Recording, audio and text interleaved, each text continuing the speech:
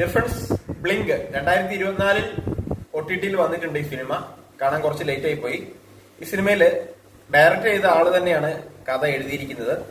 അതിന്റെ ഒരു ഗുണം ഈ സിനിമയുടെ മേക്കിങ്ങിൽ കാണാനുണ്ട്. നല്ല ഡെപ്ത് ഉള്ള കഥയാണ്. ശ്രീനിധി ബംഗളൂരു ആണ് ഡയറക്ട് ചെയ്തിരിക്കുന്നത്. അദ്ദേഹം തന്നെയാണ് കഥ എഴുതിയിരിക്കുന്നത്. അപൂർവ സ്വപ്ന രണ്ടുപേര് ലവേഴ്സ് ആണ്. ബാംഗ്ലൂരിൽ ജീവിതം മുന്നോട്ട് പോകുന്നു. അപൂർവ ജോലി ആയിട്ടില്ല, ജോലിക്ക് ശ്രമിക്കുന്നുണ്ട്. സൈഡ് വൈസായിട്ടുള്ള ജോലിയാണ് ശ്രമിക്കുന്നത്. ഒരു നാടക കമ്പനി ഉണ്ട്.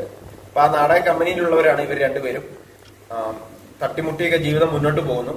അതിനിടയിൽ പ്രായമായ ഒരാൾ നമ്മുടെ നായകനെ കാണുന്നു.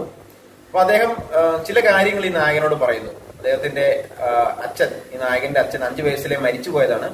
അച്ഛൻ ഇപ്പോഴും ജീവിച്ചിരിക്കുന്നുണ്ട് എന്നുള്ള കാര്യങ്ങളൊക്കെയാണ് പറയുന്നത്. അപ്പൊ അതിനുശേഷം വരുന്ന കുറച്ച് നിഗൂഢമായിട്ടുള്ള കാര്യങ്ങളും ടൈം ട്രാവലറും ഒക്കെയാണ് ഈ സിനിമയിൽ പറയുന്നത്. തുടക്കം തന്നെ 1996 ഒരു കാലഘട്ടമാണ് കാണിക്കുന്നത്. ആ ഒരു കാറ്, ഒരു അംബാസഡർ കാറ് കാണിക്കുന്നുണ്ട്, ഒരു പാലം കാണിക്കുന്നുണ്ട്. അങ്ങനെ കുറച്ച് കാര്യങ്ങളൊക്കെ ആയിട്ട് പോകുന്നു. അതിനിടയിൽ പാരലായിട്ടാണ് കഥ പറയുന്നത്. പ്രസന്റ് കാണിക്കുന്നുണ്ട്. പ്രസന്റ് ആണ് കൂടുതലും കാണിക്കുന്നത്.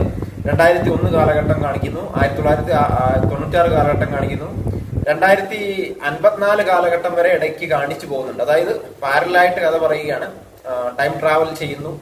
അപ്പൊ അങ്ങനെയുള്ള ഒരു സയൻസ് ഫിക്ഷൻ കാര്യങ്ങളൊക്കെയാണ് ഈ കഥയിൽ പറയുന്നത്.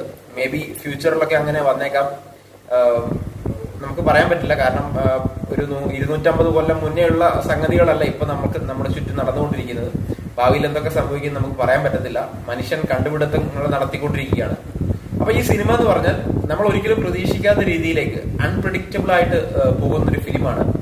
ഇതിന്റെ ഒരു കുഴപ്പമെന്ന് പറഞ്ഞാൽ ഈ സിനിമ നമ്മൾ ചിലപ്പോൾ ഒരു പ്രാവശ്യം കണ്ടാൽ എല്ലാം കൂടെ മനസ്സിലാവണമെന്നില്ല. അത്രയ്ക്ക് കൂട്ടിക്കുഴഞ്ഞു കിടക്കുകയാണ്.